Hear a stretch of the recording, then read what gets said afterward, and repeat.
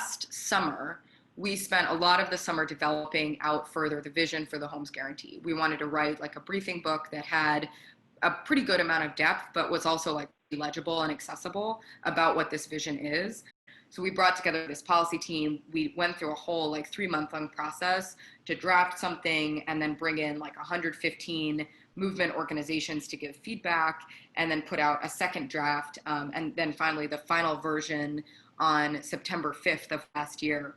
And we launched it using a digital strategy. That this is the part where I was like, what even is this? Like, I'm used to making phone calls, getting people on a bus, and like turning folks out to an action. Like, I don't really know what it looks like to like build power on Twitter, but we did it. And it was actually like wildly successful.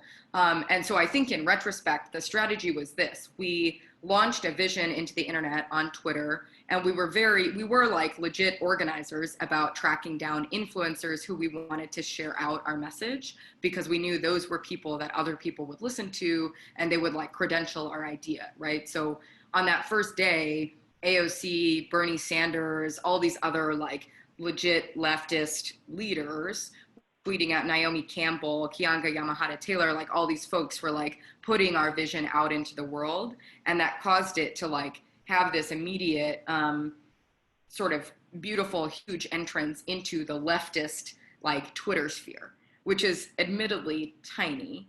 But what that did was that influenced like the left presidential candidates' campaigns, all of whose staff, and again, we didn't know this, but like all of whose staff are like tracking that shit every day, right? So 3 weeks later, Bernie Sanders' campaign team, and of course by this point we had engaged them, 3 weeks later, Bernie Sanders put out his housing platform, which was basically the Homes Guarantee. In fact, he uses the words Homes Guarantee, right? Beautiful.